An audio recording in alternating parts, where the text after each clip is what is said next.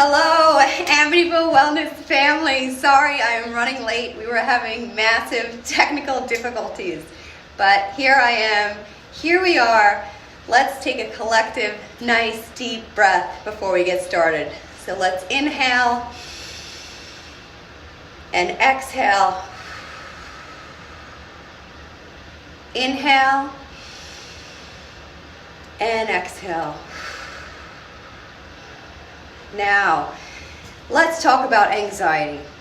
A lot of people are having anxiety right now with everything going on in the world. So how do you handle it? Now, obviously, we cannot change what's going on in the world around us. Unfortunately, I wish we could, but we can't.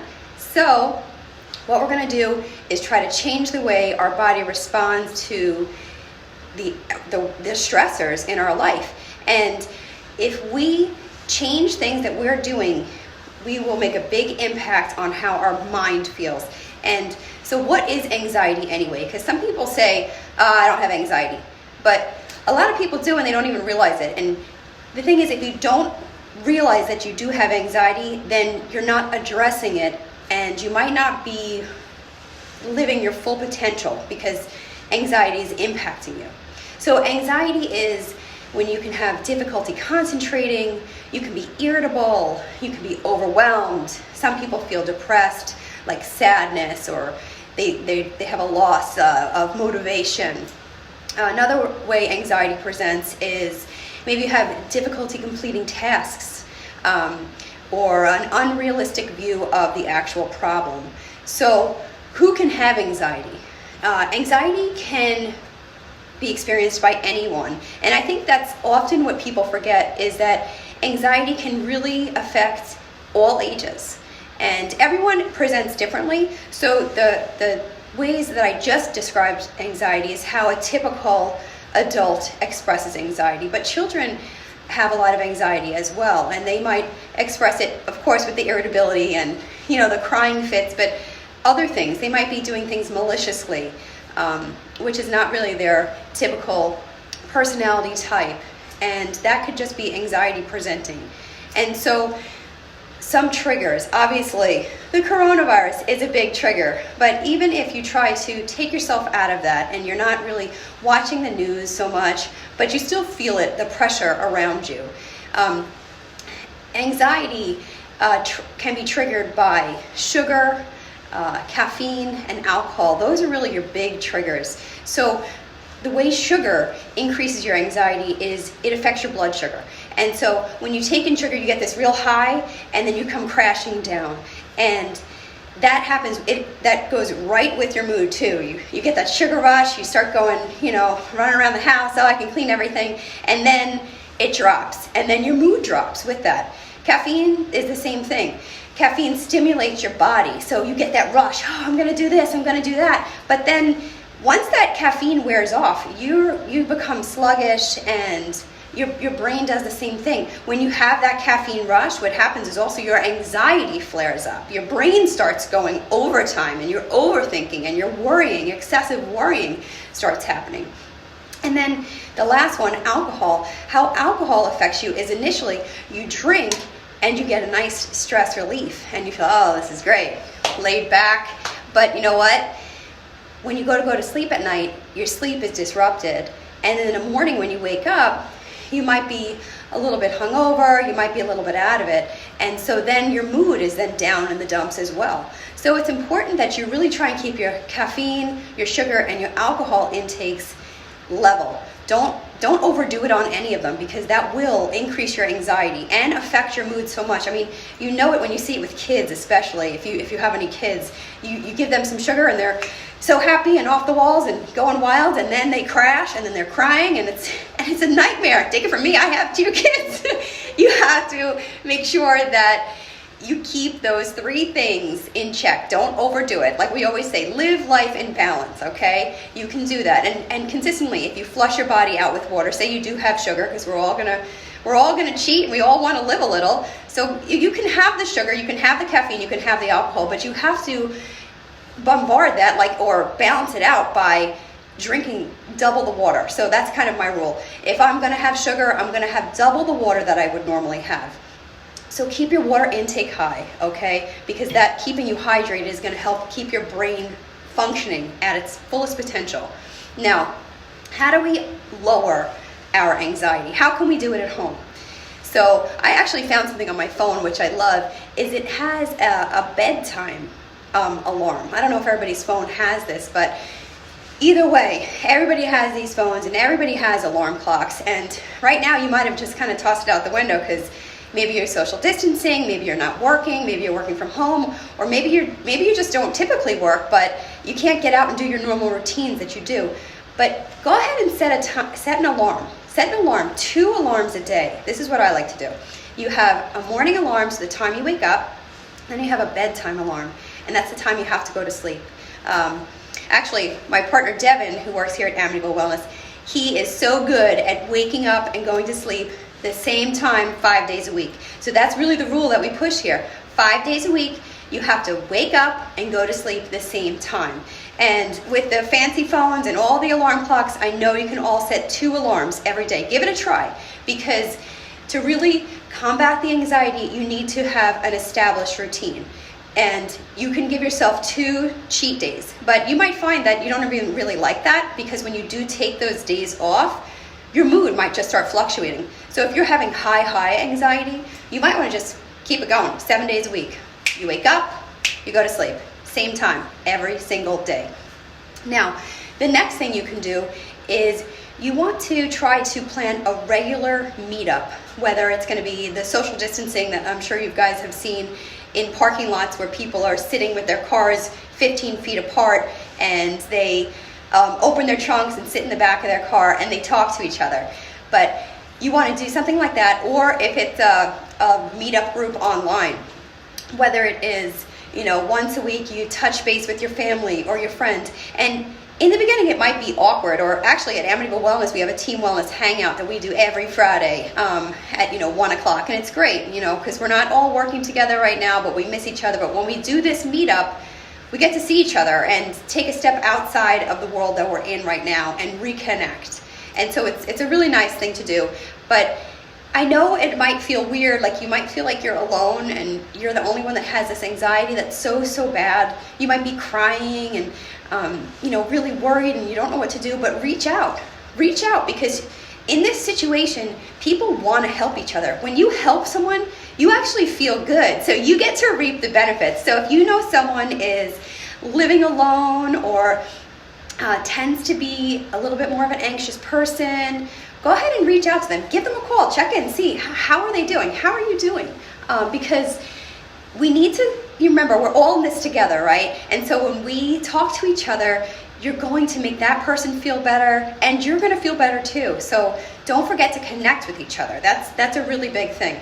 Now, another thing that I really love to do for anxiety, which is what I do all the time with my patients, is you have to retrain your brain. Now, you think, I can't retrain my brain. That's not something I can do.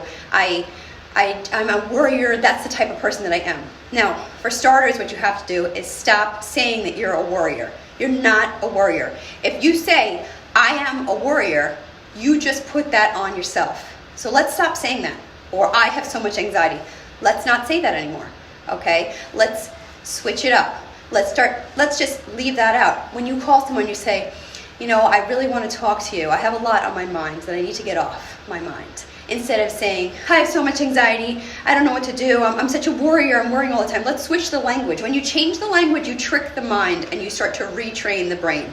Now, if you're thinking worst case scenarios, think of your worst case scenario and then switch it, flip it. So let's think. Maybe it might be, this social distancing is never going to end. It's never going to end. I feel like we've been in this for 3 weeks, 4 weeks. Are we ever getting out of our houses? What's going on? What you're going to do now is think the exact opposite of that.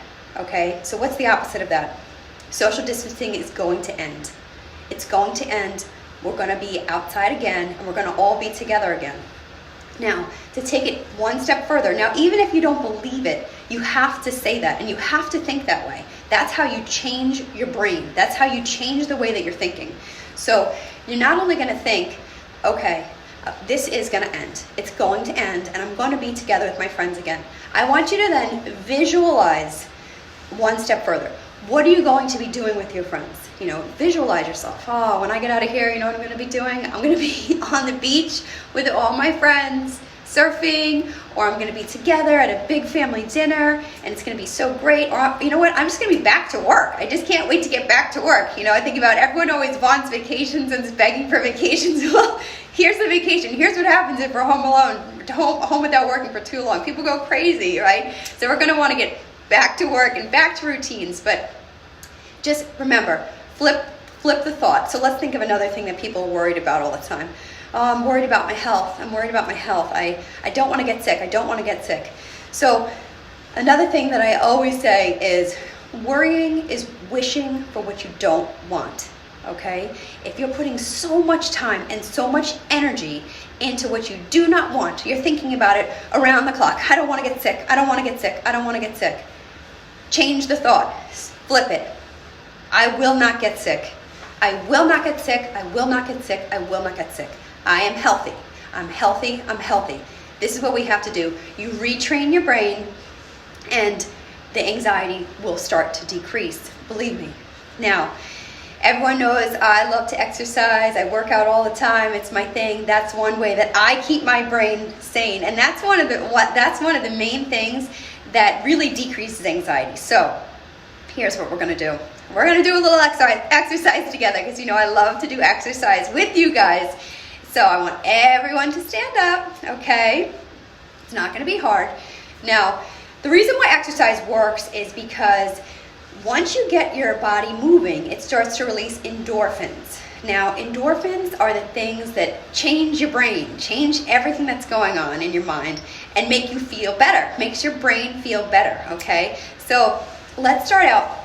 I want you to, everyone stand up, okay? And we're gonna make our hand like this little cup. You know I love this cup I always talk about. And we're gonna make this cup, put your arm out, and we're gonna cup all the way up to the top. And then we're gonna flip our hand up, palm up, and cup down the inside of the arm. Up the outside, all the way up to that shoulder where it feels real good, and down the inside. We're gonna do it 3 times. Up the outside, down the inside. Now we're going to go to the other arm. Make your little cup, up the outside, palm up, down the inside. Again, up the outside, down the inside. One more time. Up the outside, down the inside. Now we're going to take a loose fist, just a loose fist. We're going to tap the top of the shoulders. Now I know we did this in our Open Your Lungs session last weekend, because this is actually, we're tapping the top of the lungs. But this area right here, let's go to the other side, is where we hold so much tension and stress. So when we get this area moving, the stress moves and you start to feel better. And now let's keep the loose fist just really loose. Do the gorilla pounding that I love. Oh, it feels so good. Just nice loose fist, go down the sternum, down the chest, into the ribs, little cup hands. Oh, you feel it. I feel it. Now again, this is working on our lungs, but not only our lungs, but our emotions. It's getting everything going. You can feel it. You start to buzz. If you stop for a second, you feel everything buzzing. That's good. That's everything moving. You're going to feel better after this, and your anxiety is going to be lower. Now what I want you to do is we're going to start with our hands down our sides. We're going to take a nice deep breath in and raise our hands up. Out. In. Down. So we're going to inhale. Exhale. Inhale. Exhale. Again, inhale, exhale, inhale, exhale. One more time by yourself.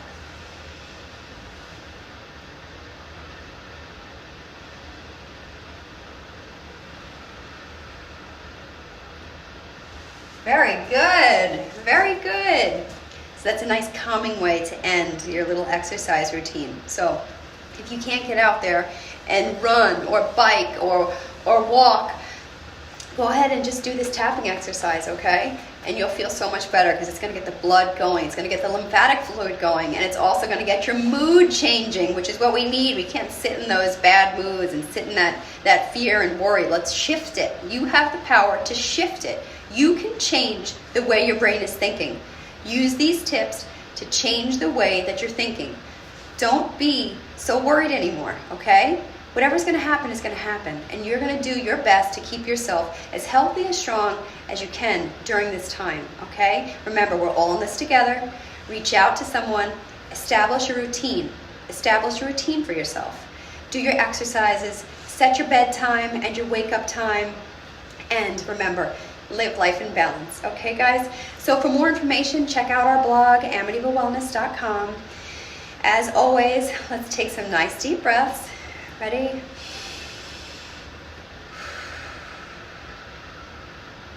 One more.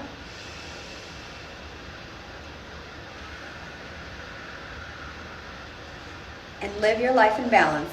Get outside, get into nature, stay strong, and be well, okay? I'll see you next time. Have an awesome Saturday. Happy holidays.